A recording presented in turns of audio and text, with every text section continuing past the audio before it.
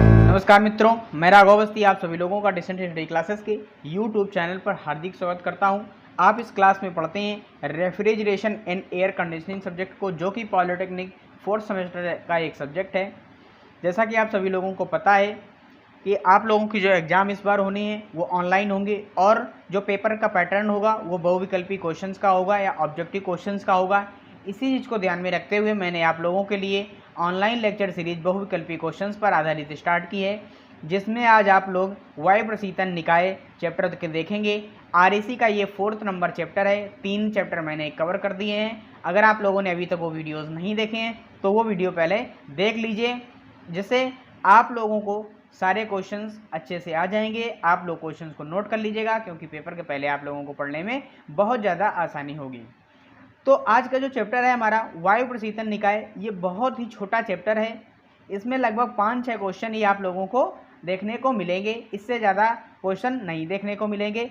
और मैंने उतने ही क्वेश्चन आप लोगों को करवाए भी हैं। बेफालतू के क्वेश्चंस लाने से कोई फ़ायदा नहीं है। आप लोगों का जितना सिलेबस का है मैंने उतना ही कवर कराया है। अगर आप लोग यही वीडियोज़ देखकर पेपर देने चले जाते हैं तो आप लोग 100% पेपर अच्छे से कर पाएंगे, ये मेरी गारंटी है।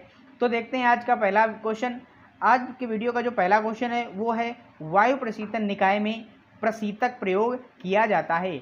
जो हमारा वायु प्रशीतन निकाय होता है, जैसा कि आपको पता है कि प्रशीतन निकाय क्या होते हैं, जो रेफ्रिजरेंट होते हैं, रेफ्रिजरेटर होते हैं, जिनसे हम लोग किसी भी वातावरण को ठंडा करते हैं या किसी भी पिंड की ऊष्मा जो होती है या फिर तापमान जो होता है उसे अवशोषित करते हैं, उसे हम लोग प्रशीतक कहते हैं।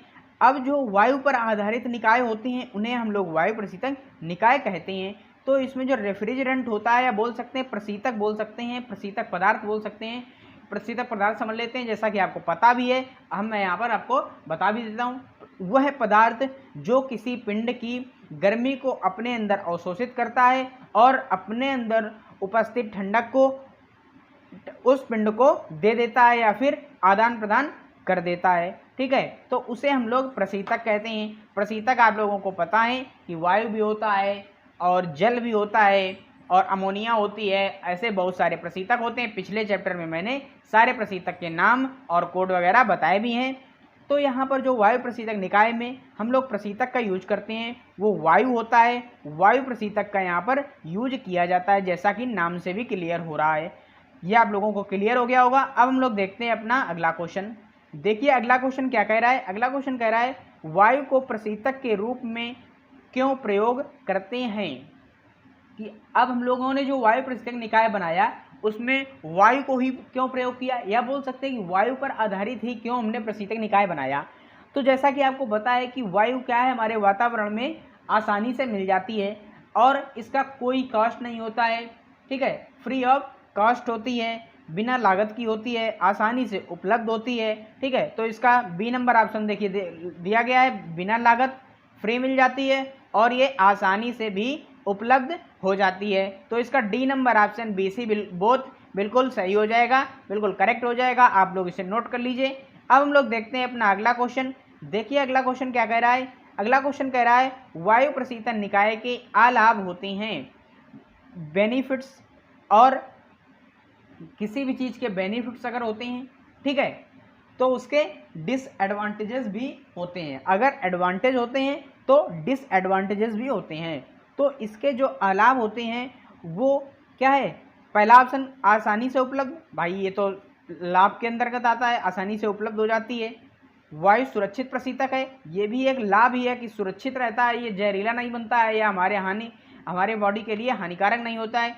इससे क्या सीओपी, जो मुख्य काम होता है सीओपी का किसी भी प्रशीतक के लिए, कोएफिशिएंट ऑफ परफॉर्मेंस का, वो जितना से जितना अच्छा कोएफिशिएंट ऑफ परफॉर्मेंस रखने वाला प्रशीतक होगा वो उतना ही अच्छा प्रशीतक निकाय कहलाएगा। और जो हमारा वायु प्रशीतक निकाय होता है इसके पास में जो सीओपी होती है वो बहुत कम होती है। इससे हम कोएफिशिएंट ऑफ परफॉर्मेंस कम निकाल पाते हैं। जैसा कि आपको पता है कि कोएफिशिएंट ऑफ परफॉर्मेंस क्या होता है, किसी भी बॉडी से जो हम लोग गर्मी को निकालते हैं और उसमें जितना ठंडक देते हैं उसी को हम लोग परफॉर्मेंस कहते हैं। तो इसका सी नंबर ऑप्शन बिल्कुल करेक्ट हो जाएगा, इसका यही अलाभ होता है। तो आप लोग ये समझ गए होंगे अच्छे से। अब हम लोग देखते हैं अपना अगला क्वेश्चन। देखिए अगला क्वेश्चन क्या कह रहा है। अगला क्वेश्चन कह रहा है वायु प्रशीतन चक्र कितने प्रकार के होते हैं।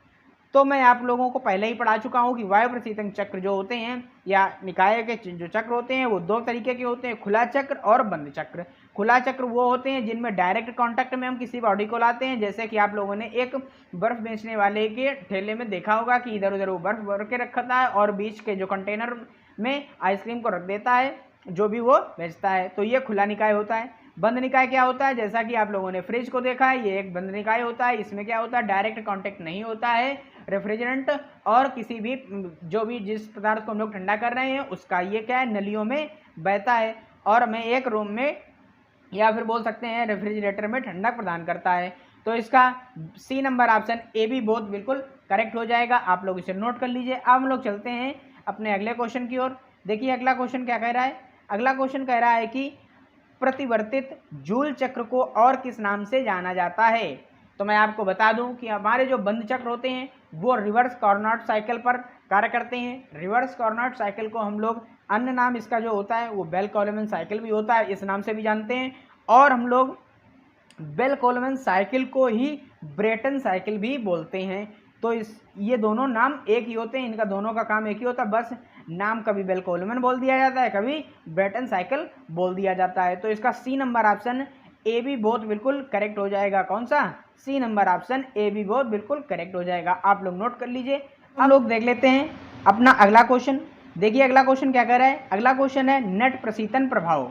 तो किसी भी चीज़ में अगर नेट लग जाता है तो उसका मतलब होता है कुल प्रशीतन प्रभाव। ठीक है, क्या होता है, कुल प्रशीतन प्रभाव।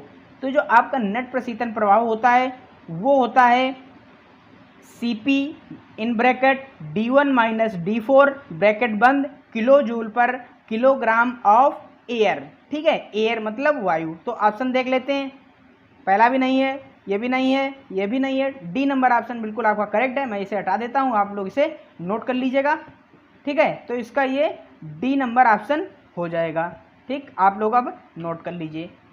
तो आप लोगों ने देखे ये जो 6 क्वेश्चन थे ये वायु प्रशीतन निकाय पर आधारित थे।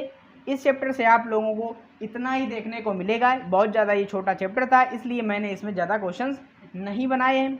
अगर आप लोगों को वीडियो पसंद आया हो तो वीडियो को कीजिए लाइक, और अगर हमारे चैनल पर नए हो तो चैनल को कीजिए सब्सक्राइब। मिलते हैं अगले वीडियो में अगले कुछ क्वेश्चंस के साथ में, तब तक के लिए जय हिंद, वंदे मातरम।